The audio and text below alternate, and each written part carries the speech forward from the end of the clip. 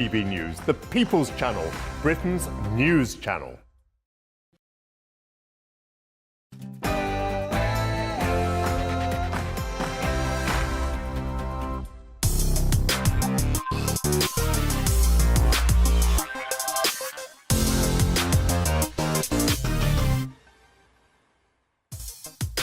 Good evening. Do not adjust your sets. Yes, I am here for one last time in 2022 before we wave goodbye to this year and welcome in the next. First of all, we're going to talk about COVID. Yes, there are travel restrictions again and people are wearing masks again. But what I want to talk to you about is research, research, research.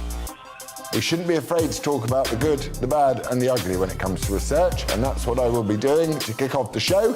I will be asking Dr. Aseem Malhotra about his recent study and Andrew Bridgen MP, who has come under attack for speaking out in Parliament. Then, to round it all off, we're ending on some musical festive cheer with Winston Marshall and a song about a laptop. All of that, maybe more, coming up after the news.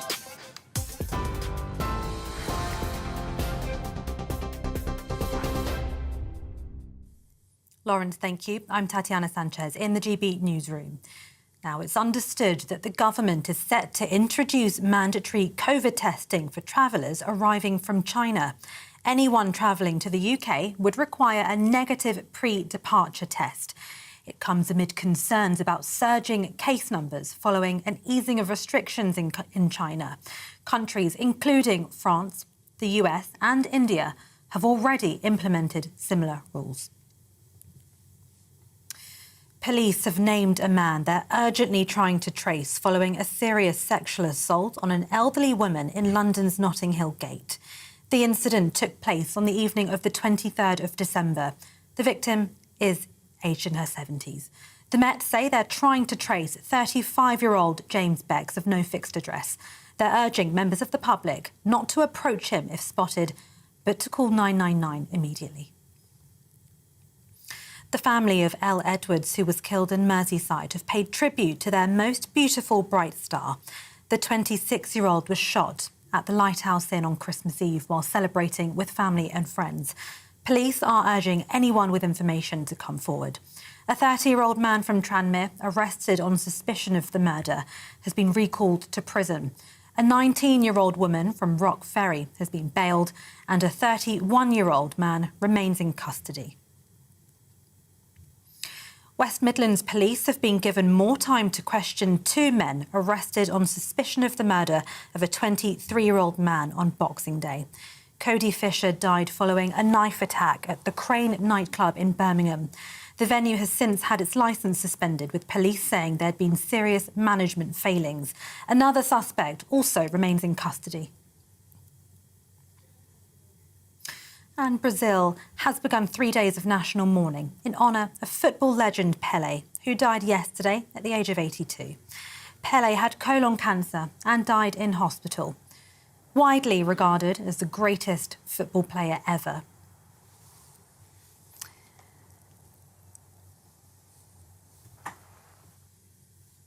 More news at the top of the next hour. Laurence, it's back to you.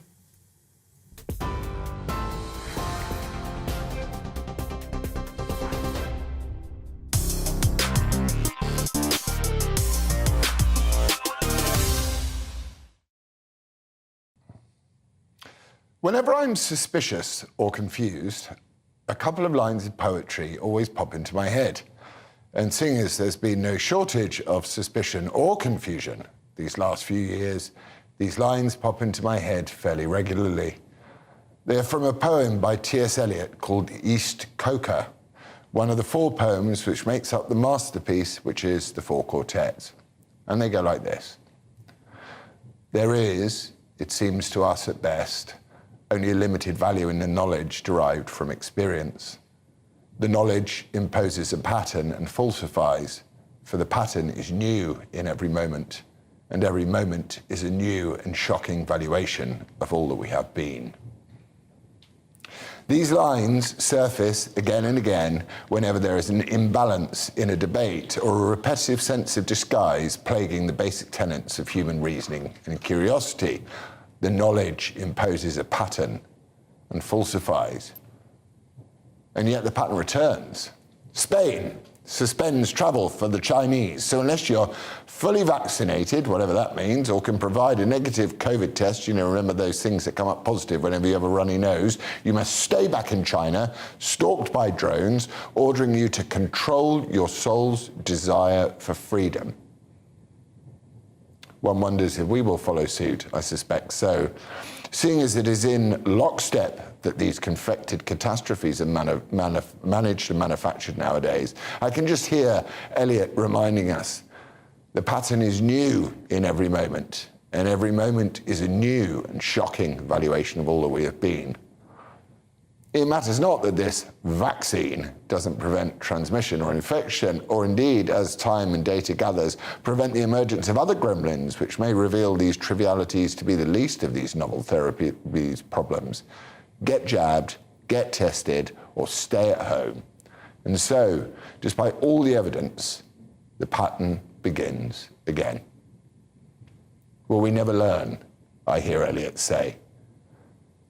Here at home, the smearing of peer-reviewed scientists and elected members of Parliament, or indeed any single person who holds up their hand in query or common sense views, continues apace, as Andrew Bridgen's speech in the Commons received the full supercilious rancour of the former newspaper, The Times.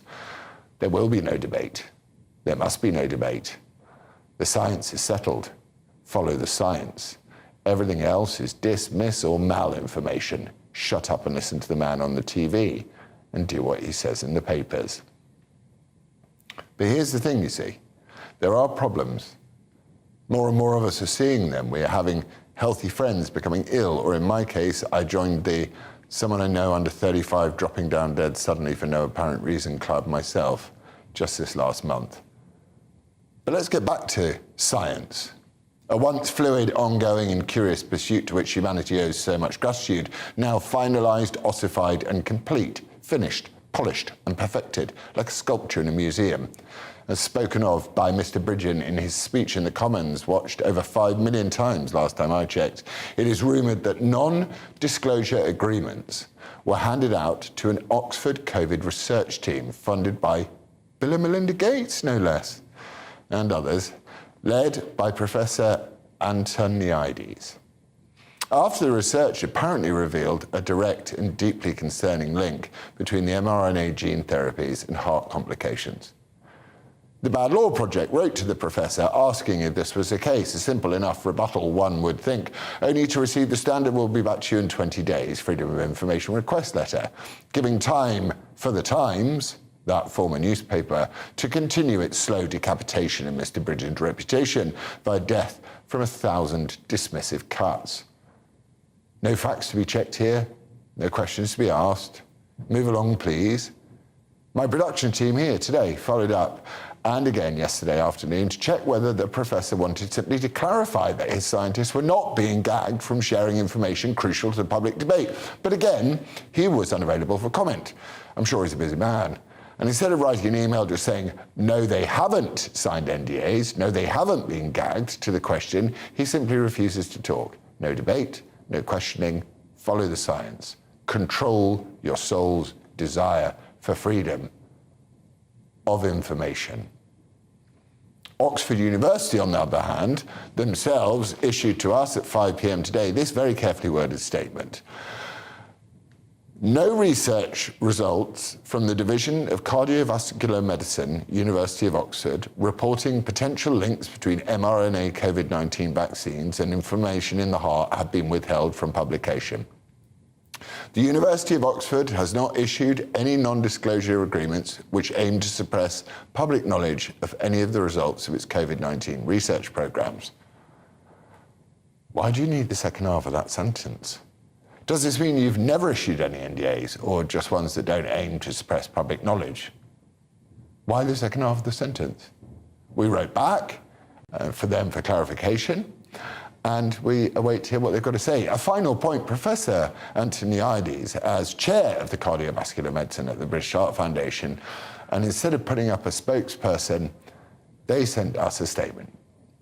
A British Heart Foundation spokesperson said, "We do not recognise these claims and strongly refute all allegations made about colleagues in senior leadership roles within the British Heart Foundation. As a trusted provider of heart health information, we are committed to being completely independent and take great care to be accurate and transparent with all public health information. We would encourage those making these serious allegations to share specific, credible information with us which supports them." The British Heart Foundation's advice on vaccines is based on rigorous scrutiny of the latest evidence, which to date shows the benefits of receiving the COVID-19 vaccine greatly outweigh the risk of extremely rare side effects for the vast majority of people. Well, it is pretty hard to share specific information when people may have been gagged, some people might say. Listen, we shut the entire world down for 2 years. We caused unimaginable societal damage and death. Excess death figures today are well above normal. Do we not deserve any answers, or at least theories, as to why we injected billions of arms with billions of brand new therapeutic, which we were assured was the only way out of this definitely not gain-of-function virus? We then injected billions of more arms when the first billions of jabs stopped working, all while the VAERS vaccine injury reporting table clicks up its next set of victims, and all the most important medical professionals involved have to say is no comment. I know that's an awful lot to digest, but digest you must so that we can answer this question. Do you trust these novel vaccines? Email your views at gbnews.uk or tweet me at LozofFox.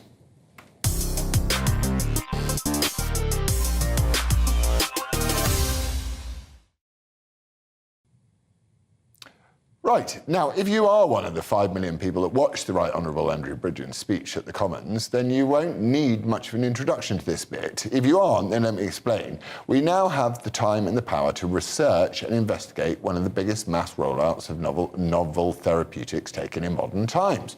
2 years ago, we were desperate to be let back out, to resume our normal jog in the park or coffee with friends, or even the simple joy of hugging your parents. And with that desperation came the overwhelming urge to do whatever it took. The vaccine, specifically the mRNA ones, have now had the time to be appreciated somewhat and studied. So why are we afraid to talk about it? Joining me to not be afraid to talk about it is the Right Honourable Andrew Bridgen, straight out of Washington. Andrew, good evening. How are you? I'm good, thank you, Laurence.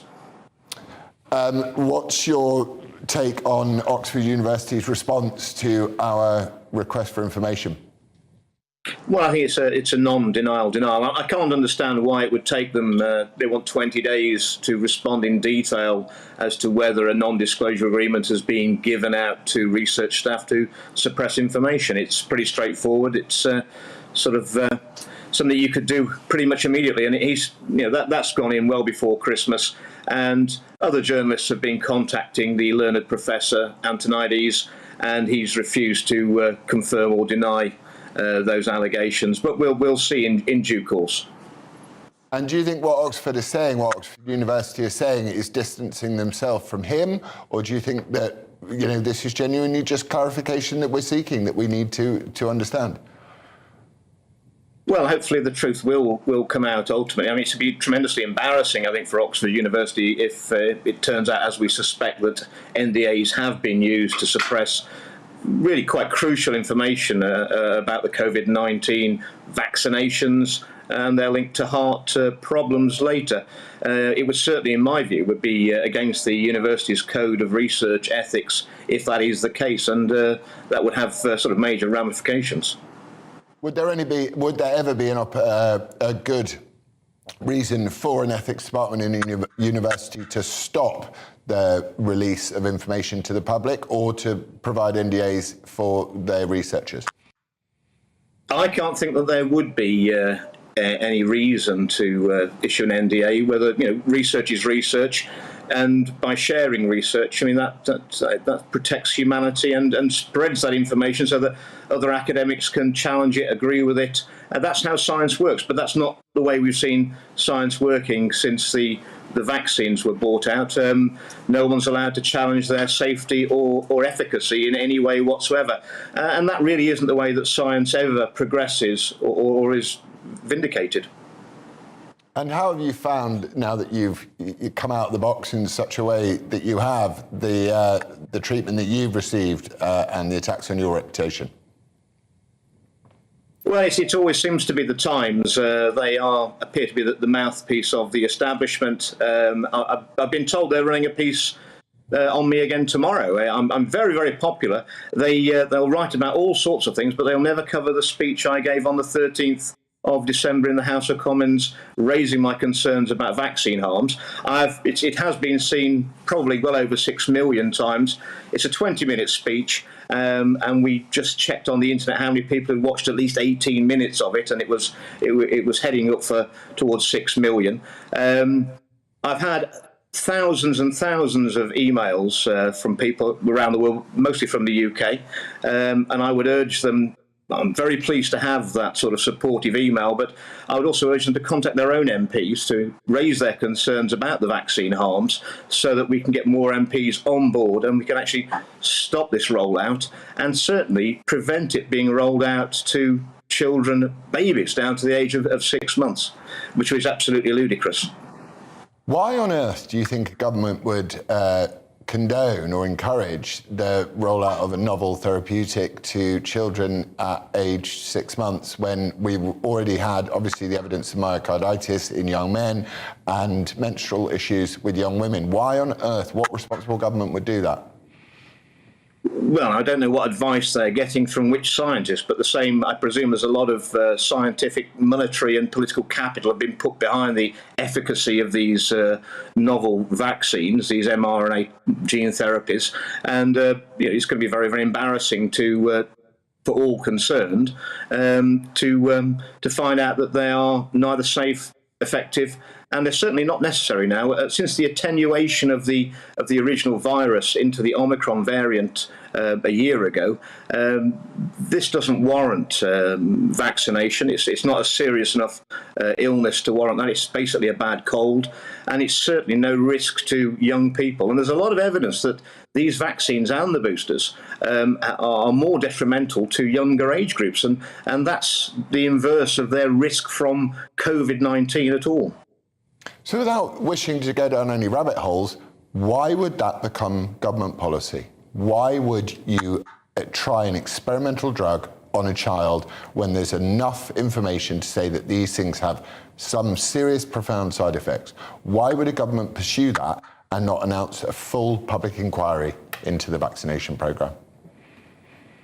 Well, I'm actually in Washington. I'm speaking with politicians over here, senators, congressmen, who are sceptical of the vaccine and its efficacy. And what they believe is, and I'm inclined to agree with them, is that our health system has been captured by Big Pharma, who are making an awful lot of money out of these vaccines. I think, for the record, I think Pfizer made something like $45 billion out of the vaccine last year.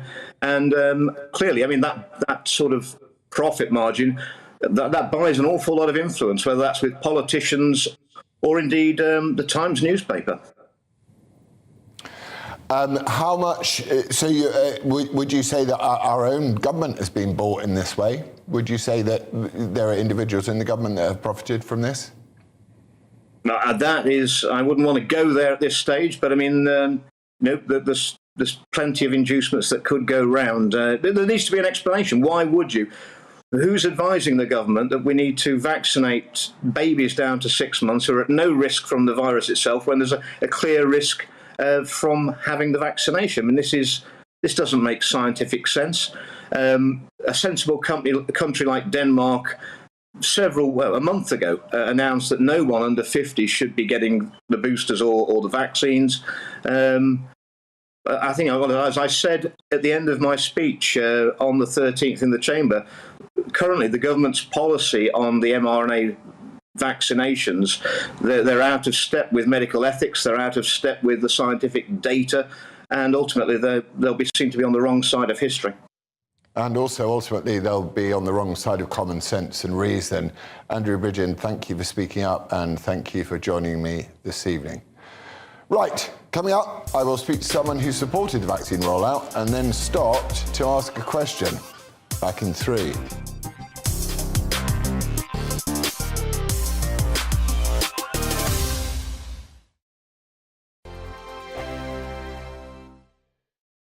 Monday to Thursday, 9 p.m. till 11 p.m. Join me, Dan Wootton. I'll bring you the sharpest takes and hottest debates. Do you not believe in prisons? I don't believe in prisons. I'm completely Right. stunned. I guarantee you there'll be no spin, no bias, no censorship, I actually was personally quite offended by it. and no reason to go to bed. So I guess they've always been quite woke. That's Dan Wootton tonight on TV, radio and online, Monday to Thursday from 9 p.m. till 11 p.m. on GB News, the People's Channel, Britain's news channel. Every morning from 6 o'clock, we'll wake you up with GB News Breakfast with all the stories you didn't know from the night before. So whether it's serious news, entertainment, or your own views from all over our great nation, we're here to kick off your day with a smile. The national media should be reflecting and reporting what's happening here. You will notice the northwestern accents. Whether you're with us on TV, radio, or online, every morning it's breakfast from 6 a.m. Hope you can join us. Join me every Sunday at 6 p.m. for Gloria Meets. In exclusive interviews, I'll be finding out who our politicians really are and what they really think. It's something that you would never want anyone to suffer. I didn't know what channels there were. I didn't think I'd be believed. I must have weighed about 7 stone and I'm 5'8". My instincts was to sort of cover this up. I mean, clearly that was a mistake. Join me every Sunday at 6 p.m. on GB News, the People's Channel, Britain's news channel. Hello there, it's Eamon Holmes here from Breakfast on GB News. We're not just on your television and your screens, you know. We're on DAB plus digital radio, so you can listen to your favourite shows on the move. If you've not yet listened to GB News Radio, it's very simple. We're on your radio player and TuneIn apps, on your smart speaker, phone or tablet, or online at gbnews.uk. Take us with you wherever you go. GB News Radio. You never have to miss a moment of the People's Channel. My name's Tom Harwood and join me 9:30 a.m. every weekday for The Briefing, your one-stop shop for everything you need to know about what's going on in politics today. I wonder if this is a deal that might need to be like the biscuits in this factory, twice baked. Is there not an opportunity here to win out against the extremes? Tom Harwood, GB News. What are you going to do about it?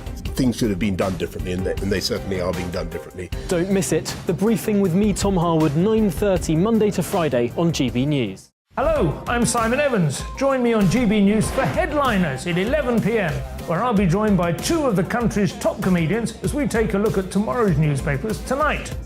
If it's a big story, we'll be covering it, I guarantee, but we'll also have some fun along the way.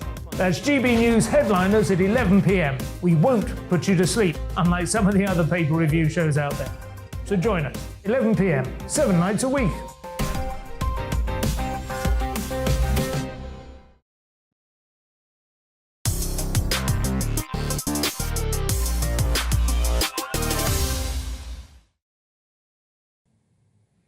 Welcome back. Looking into the research of COVID is a daunting task. It's now an area that gets you into trouble, cancelled or told shut up.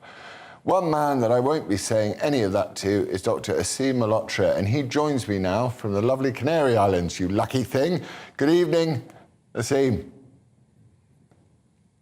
Hi, Laurence. Great to see you.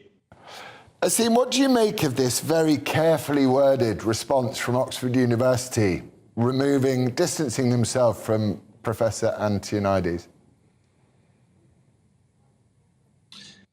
Well, you know, it's interesting. The wording is very precise in reading that statement from them. I think, you know, what's really important is that we need to get to the bottom of what's been going on. Clearly, as Andrew Bridgen pointed out in his speech, a whistleblower has contacted him and said that NDAs were sent out. I think we need to hear from Professor Antoniades himself exactly what happened, what was that research, what was it showing, and I think that is still going to be an ongoing issue as we move forward. But to be honest, Laurence, irrespective of this potential involvement of researchers in covering up information that is valuable to the public around the mRNA vaccines, the evidence around its harms, and certainly specifically what I've analysed looking at its cardiovascular effects, are substantial and overwhelming. So, you know, what does that mean? Well, in evidence-based medicine, we have to put lots of bits of data together to paint a picture when we look at benefits of harms of any intervention.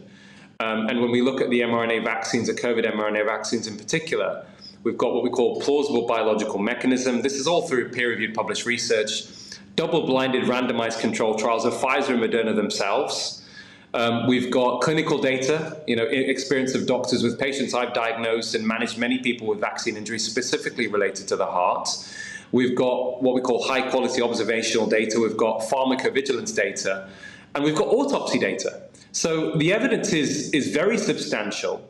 One of the things that many people know me for is my campaigning on highlighting the harms of excess sugar going back 10 years or so. I was the lead campaigner in this country, and I went to 10 Downing Street twice for my work on obesity. I met Jeremy Hunt when he's Secretary for Health and influenced the introduction of a sugary drinks tax. And I did this through initial analyses in medical journals, in the BMJ, for example, around the harms of sugar. I can tell you categorically, Laurence, the harms of the mRNA vaccine when it comes to cardiovascular effects, in terms of the quality of the data, is far superior than the evidence we have on sugar in terms of its harms to the heart. That's what we're dealing with here. So the question is now, what is the prevalence of that, and how does that relate to the benefits of the vaccine? And we've analyzed that as well. And, when we look at the cardiovascular effects in particular, certainly the original trials suggested that serious adverse events, and the most common of those serious adverse events are issues relating to clotting, so heart attacks, strokes, lung clots, for example,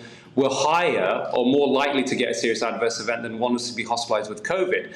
What was most extraordinary, though, when I was doing my own investigation analyses, was discovering the fact that the World Health Organization, Laurence, had endorsed a list when the vaccines were being rolled out of potential serious adverse events to look out for. And we look at that list, it's extraordinary. And essentially anything and everything that can go wrong with the heart is on that list, from heart attacks, pericarditis, arrhythmias, atrial fibrillation, heart failure. It's all there, and that's what we are seeing in the community. Certainly those are the patients, some of those patients I've managed myself. I noticed psychosis on there as well. And I think, I noticed psychosis on there as well, which I think some of our jab fanatics quite enjoy. They're shouting at me in my ear again. Sorry, carry on. Yeah, I mean, it's unfortunate. It's interesting you say that, because what happens with the spike protein from the vaccine, it seems to be distributed in every organ system in the body. And for some people, unfortunately, it can cause either a direct toxicity or an autoimmune reaction. And that includes the brain, the heart, the liver, the kidneys, the ovaries, the testes. And I think that's probably why the WHO put that list out. And they put that list out based upon 4 bits of information. Side effects, serious side effects from other vaccines, which may have been very rare, but still possible. Animal studies, the technology that was being used, and COVID itself. Certainly COVID in severe cases, people who were hospitalized in intensive care seem to cause problems in multiple organs. It's certainly not the case for mild COVID. In fact, interestingly, a few weeks ago, the Times newspaper headlined with even mild COVID linked to heart disease and strokes. And I looked at the research on which that headline was based, and it was the complete opposite, actually. Their research found the opposite. Mild COVID was linked to less risk of a heart attack. And there was certainly no increased risk of mild COVID of things like myocarditis, for example. So there's a lot of misinformation out there, and a lot of it, unfortunately, in my view, Laurence, is being fueled by very powerful vested interests. You've got to remember the pharmaceutical industry have got a lot of power and influence, both visible and invisible, unchecked power over many, many years. They exert their power over academic institutions, over the regulator. I mean, our regulator in the UK, the MHRA, gets 86% of its funding from pharma. Independent scientists in the BMJ, Donald Light, sociologist, he actually said the regulators, they're not independent, they're not rigorous, they withhold data, they're selective, and as long as they're captured by industry funding, the public must know that they cannot be trusted. And this is a real crisis, something that we've never experienced before on this scale. And I think it will ultimately go down as a big scandal. And the scandal isn't so much that mistakes were made. I think we made a mistake at the beginning. I think the scandal is that when the information started to evolve and come out showing that there were serious harms, that the medical authorities turned a blind eye and buried their head in the sand. In medicine, science evolves. Doctors can make errors, information changes. But patients and the public want their doctors to be honest. And I have conversations with patients all the time, say, listen, we thought this was true at the time, things have changed. Can I ask you something just quickly? Everything you're saying makes sense to me, because I think critically. why are there so many people who think the opposite? Why are there so many? So great question, Laurence. So I think one of the things we've talked about this before. I think you've mentioned it is fear clouds one's ability to engage in critical thinking, and many of us, many people still, most of us, I would say, at the very beginning, were under a lot of fear. I mean, I think many people are still suffering from a form of PTSD from when we went to lockdowns and when we were seeing all these things on the media, images from China, from Italy, people very, very sick. We didn't know what we were dealing with. I was even one of those persons. I remember getting groceries from the supermarket and using Dettol spray to clean the packaging around the soup before I opened the vegetables, for example, because we didn't know, how contagious this was and how serious it was. So a lot of fear clouded critical thinking, and that's still a problem. And then the other issue is something called willful blindness, where organizations, in this case, institutions, are turning a blind eye to the truth in order to feel safe, avoid conflict, reduce anxiety, and protect prestige and their reputations. And in fact, that's something that Andrew Bridgen also mentioned in his speech. So I think we need to understand what we're dealing with when it comes to having conversations with people who are literally have not just ignorant, but have the illusion of knowledge. Essentially, they become fact hesitant. What role would you say the British Heart Foundation have to play in this? And are they fit for purpose as an organisation?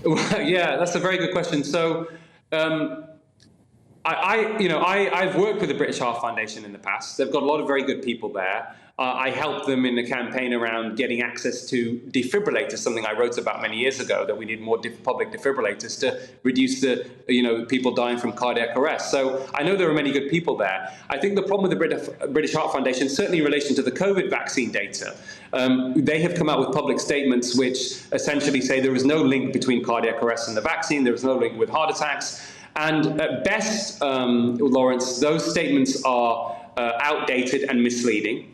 And at worst, they're blatantly false. So they are not rigorously analyzing this data, absolutely not. And I think one of the reasons is that many of the experts that work with the British Heart Foundation are heavily conflicted and financially conflicted in relation to the pharmaceutical industry. One professor I won't name, who's got a very senior role at the British Heart Foundation, his institution, for example, has received hundreds of millions of pounds of research money from Big Pharma.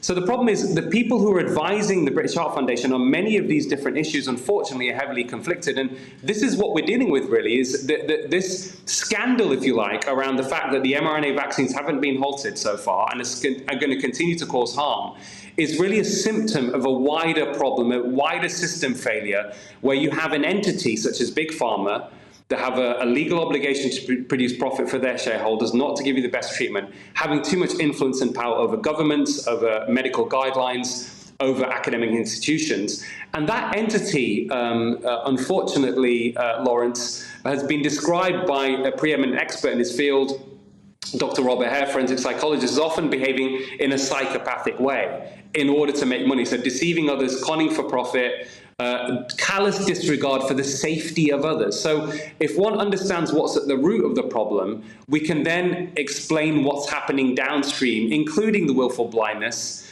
and including the misleading statements that are based upon not very good evidence. The totality of evidence is very clear. This needs to be stopped.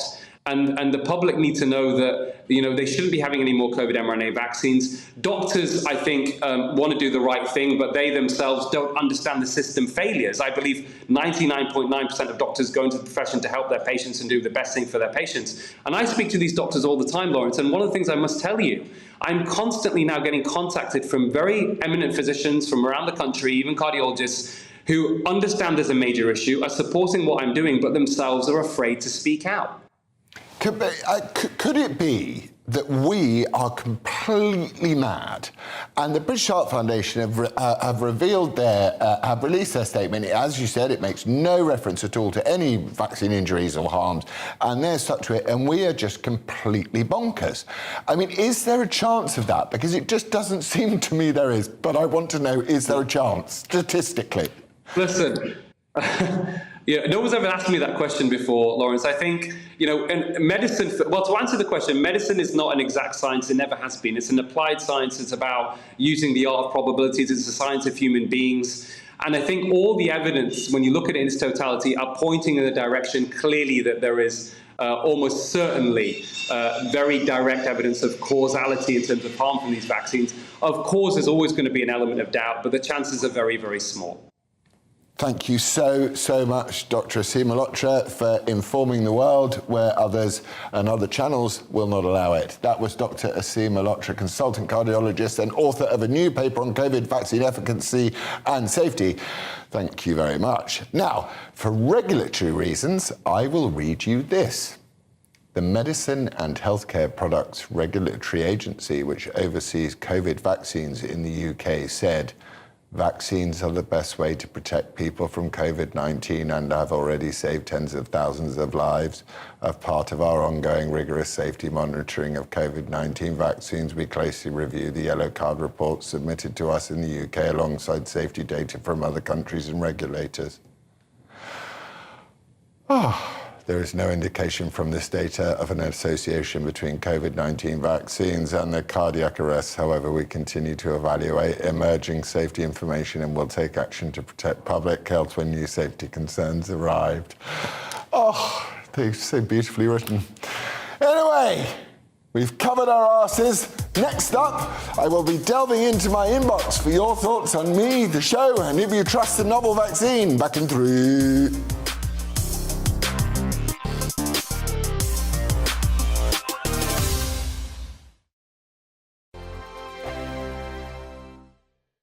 We are GB News, and we'd like to say thank you to each and every one of you for bringing us your conversations, for helping our great nation find its voice. We are here for you on radio, television, and online, across England, Scotland, Wales, and Northern Ireland. It's not the BBC, you actually get your facts right. We are proud to be GB News, the People's Channel, Britain's news channel.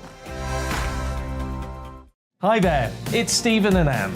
At breakfast from 6 a.m, you'll always be caught up with everything you need to know, the latest headlines, opinions and debates. We'll bring you the good news and the bad, but most of all, we're here for you. Remember, send in your views and let us know what you would like us to talk about. That's because we're your news channel. And every morning at 6 a.m, it's breakfast on GB News. Monday to Thursday on GB News, it's Bev Turner Today from 10 a.m. We're going to be here for you, our GB News family, to keep you up to date, but also make you smile. The guy went from puberty to adultery. And I can't wait to bring a few of my own opinions. I have no time for cultural totalitarianism. We'll engage in passionate, but always polite debate, with your thoughts and opinions at the centre of it all. Only on GB News, the People's Channel, Britain's news channel. Join me, Nana Akue, Saturday and Sunday afternoons on GB News. Expect fiery debate and passionate discussion as me and my panel tackle some of the biggest topics hitting the headlines. It's a place for everyone's opinion. No one gets cancelled, but no one gets an easy ride. Oh, she's on it today! Be ready for conversations that are fierce, frank, and of course, fun. Every Saturday and Sunday afternoon from 4 p.m. on GB News, the People's Channel. Join my show Farage, 7 p.m. till 8 p.m. Monday through Thursday, and there you will get opinion, analysis, debate, and I'll cover stories that nobody else dares to touch. You've been cancelled. Join the club. Oh my goodness me! And then for the last 15 minutes, talking pints. We're over a drink. We have a civilised conversation with someone. We very often disagree, but we do it in a grown-up way. Come and join me on Farage. We are GB News, the People's Channel. And right across the United Kingdom. You can find us on Sky Channel 512. Virgin Media Channel 604. Freesat Channel 216. Freeview Channel 236. And YouView Channel 236. You can also take us with you on DAB Plus Radio. With the GB News app and at the website gbnews.uk. We're absolutely everywhere. Come join us on GB News, the People's Channel, Britain's news channel.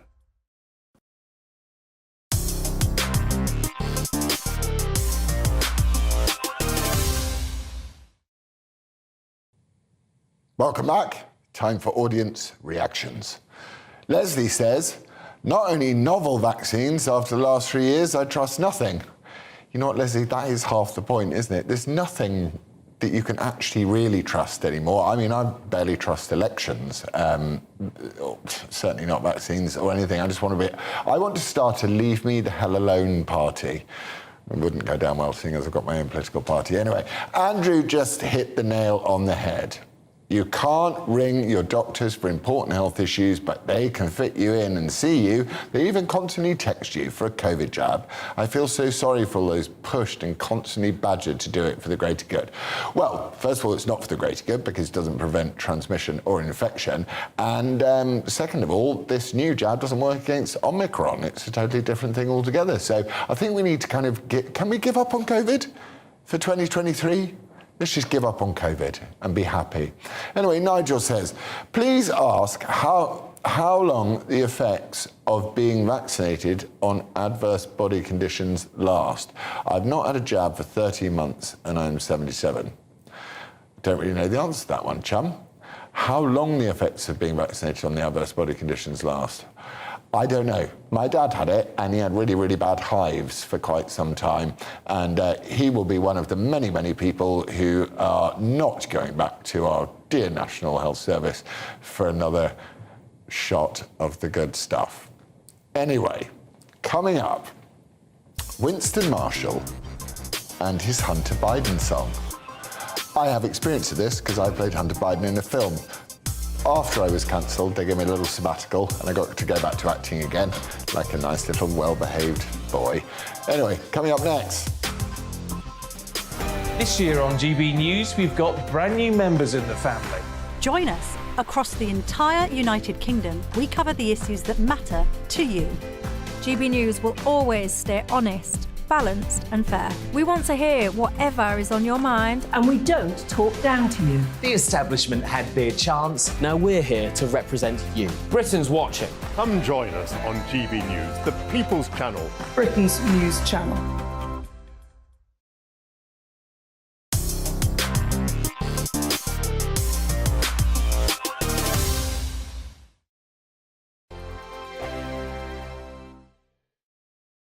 Monday to Thursday nights on GB News. At 6, it's Dubes & Co. 7 o'clock, Farage. At 8, join Mark Stein. And at 9, Dan Wootton Tonight, followed by Headliners. On TV, radio and online. This is GB News. Here on GB News Live, we'll be keeping you in the picture, finding out what's happening across the country and finding out why it matters to you. We'll have the facts fast with our team of reporters and specialist correspondents. Wherever it's happening, we'll be there from 12 noon on TV, radio and online. GB News, the People's Channel, Britain's news channel. Hello, I'm Michelle Dewberry and you can join me every weekday 6 till 7 on Dubes & Kerr. Me and my panel will get stuck right into the day's events and I can tell you, in fact, I can warn you, expect some robust debates, some strong opinions and perspectives from both sides of the fence. It's about you at home as well. I love to read out all of your comments, or at least as many as I can. So join me, Michelle Dewberry, Monday to Friday, 6 till 7 on Dubes & Kerr. We are GB News, the People's Channel. Why not take us home with you by visiting the GB News shop at gbnews.store. You'll find all the official merchandise, a really good present actually for yourself, your friends or your family. We ship across the UK mainland at no extra cost. GB News, the People's Channel. I'm Mark White. As GB News Home and Security Editor, I cover those key issues that are so important to you. Our authorities, our communities doing all they can to combat violent crime. With the public services under unbearable strain, why are we still failing to control our borders? Defence, the first priority of any government, has been continually hollowed out. Can we trust our politicians to protect the armed forces? Join me, Mark White, on GB News. We are GB News, right across the nation. You can get us on television, on radio, on digital. We're absolutely everywhere. Amazing! You see, amazing! You remind me of me in the European Parliament. But here's the most important bit. We are not part of the mainstream establishment. We think and speak just like you do. We are the People's Channel. Magnificent. That's really, really thoughtful. Come and join us on GB News, the People's News Channel.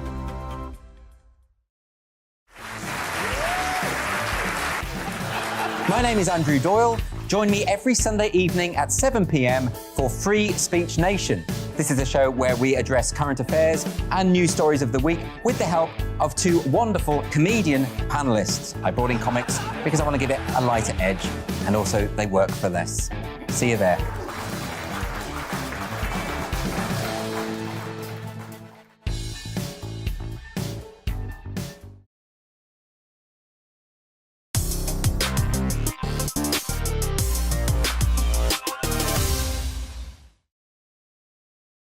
Welcome back. Normally around this time, I sit down with someone over a plate of slightly stale supermarket sandwiches, which Cass steals afterwards, and find common ground, learn something new, or just have an interesting exchange of ideas. I couldn't do that this week because it's Christmas and no one could be bothered to come and see me. So I reached out to Winston Marshall, the band banjoist, who with Ariel Pink wrote this song.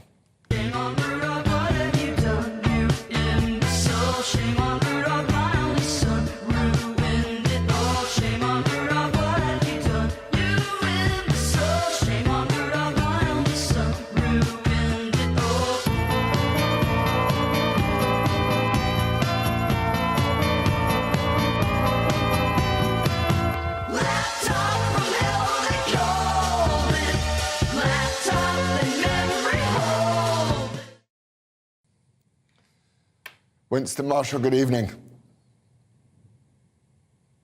Hi, Laurence, how are we? We're all right. Why are you trying to cancel yourself again? Well, this is sort of an accident. Ariel was in London, and so we thought the Twitter files were being released, and we were learning what we already knew about the Hunter Biden laptop, a story that you know very well, having made that great film where you played Hunter himself.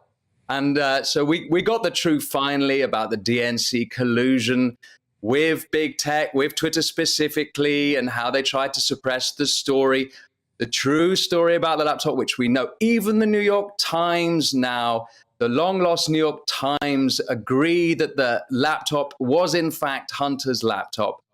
And so we knew all this all along. But anyway, we were having fun with it, and it was Christmas in London. We thought we'd write a Christmas song, which we then released on Christmas Day with a beautiful video made by King Kong 2K11. It's an AI art video, which I haven't seen any of them before. I love it. It's really great job he's done there. So we had some fun with it, and now we're getting in all sorts of trouble. The Yahoo News are reporting not only that the laptop wasn't a real story, and this is Consequence of Sound as well, they're also saying that our Ariel was at the Capitol Hill storming, which is a lie. He was not at the Capitol Hill storming. And this is what is so egregious, particularly about Ariel Pink's cancellation, because the thing he got cancelled for, he didn't even do. It's so ridiculous. Anyway, we had fun with this whole thing and made this video, and we put it out on Christmas. And it's a bit of fun. Do you think you're, there's so much I could go back over, certainly in terms of the Capitol Hill riots and all of the Capitol Police letting people through and to wander around. But anyway, are you now in a place where obviously you've been through a very tricky and painful cancellation from one of the biggest bands on earth. Are you in a place now where that you're showing a bit of humour out there and going, look, we can talk about this stuff without causing each other pain, and I can take the piss a bit and you can. Are we in that area? Oh, absolutely. We've got to, and I think it's the duty of artists to question prevailing narratives in their art, and it doesn't have to be necessarily political, but it can be all sorts of ideas. And I mean, that's what George Orwell was doing, for goodness sake. And but yeah, I do. I hope to be able to speak with anyone, which is what you're very good at doing, and I've been doing it on my podcast as well. And I do hope that artists can come together, and certainly privately, I've been speaking to many artists, and there is a feeling that certainly in the creative industries, there are topics you just can't talk about. I mean, look how this video is being received now. It sort of proves the point. They say things which aren't even true about it just to shut down the story. I mean, it's ridiculous. You're exactly right. I just have to quickly apologise because I'm being shouted at in my ear. I shouldn't have said the P word. I should have said take the mick, Loz. Anyway, 2023... 2020, no, I said it, not you. What have you done? I know, it's over, they're going to fire me. So 2023, what is 2023 going to bring for Winston Marshall? Other than the great stuff you're doing with The Spectator and writing and, just being yourself, which is fascinating to watch. Well, I hope to make more music, silly music and serious music. But as you say, I've got Marshall Matters podcast at The Spectator, some great guests lined up for the new year. And your episode actually on Hunter Biden, I recommend to your viewers, where we went into your film, My Son Hunter, and the making of that and the story behind that. But yeah, I'd be continuing to do more of that, more writing, more songwriting. And I look forward to sharing it with you. But how can we now, as people that have been sort of shunned? I was you and I are on a WhatsApp group, and another famous person arrived in the WhatsApp group, and you greeted them with this phrase: "Just so you know, when I joined this WhatsApp group, my career was over within a matter of weeks." That's what you put down.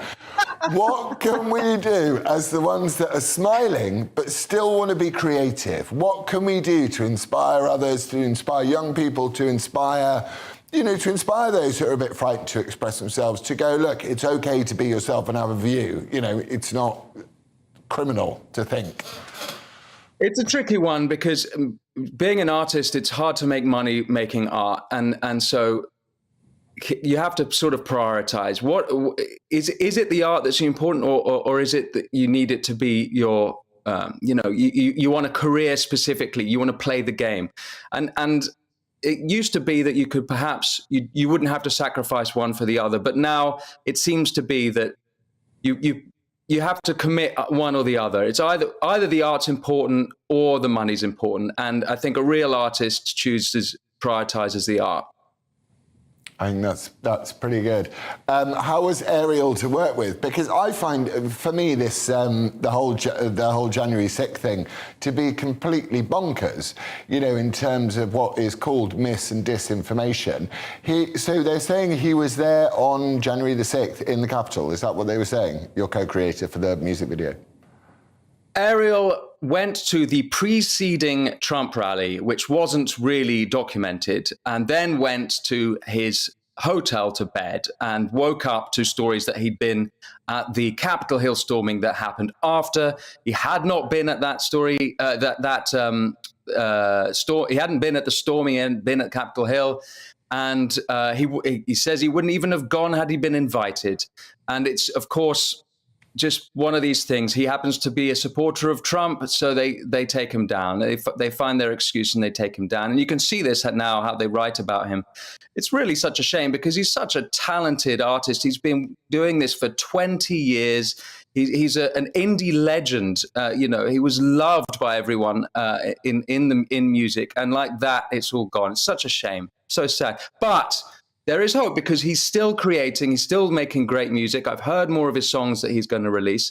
And he's a great example of that. You just got to keep making the art. And if there's a sign of hope, I think it's the Hemingway said of Dostoevsky that Dostoevsky was forged in Siberia. An artist is forged in the fire like a sword. And it's these. An artist is forged in injustice, like a sword. A sword is forged in fire. And I do think that in the long run, with all these ridiculous witch hunts that happen, there will be great art. There will be great music. There will be great film. There will be great literature that arrives. But it is a very puzzling world, the creative industries at the moment, certainly. I mean, that's such a lovely way to sum up the situation we're in. Winston Marshall, thank you so much for joining me, and Happy New Year, buddy. Happy New Year, Laurence. Thank you. Right, well, that was me, Laurence Fox. Until 2023, stay safe, happy and healthy. Next up is Dan Wootton's biggest bombshells. stay right there. Hello, I'm Aidan McGivern from the Met Office. The rest of the year looks interesting as far as temperature contrasts are concerned. Cold in the far north, mild elsewhere, but the common theme is that we'll see rain in many places. That rain, courtesy of an area of low pressure moving away from northern Scotland, but bringing back some wet weather from the south, pushing into southern parts of the UK as we go into Friday evening. The rain on and off at first, more persistent and heavier later. Meanwhile, for Scotland and Northern Ireland, it's showers rather than rain. And for the far north, cold air in place, so it's snow which is more likely, especially over the hills with some icy patches at lower levels. -6 possible across some sheltered parts of central Scotland, especially over any snow cover. But elsewhere, it's very mild, especially in the south, albeit with some wet weather on its way for Saturday. That wet weather pushing north and, again, some heavy and persistent rain at times, especially for South Wales and southern parts.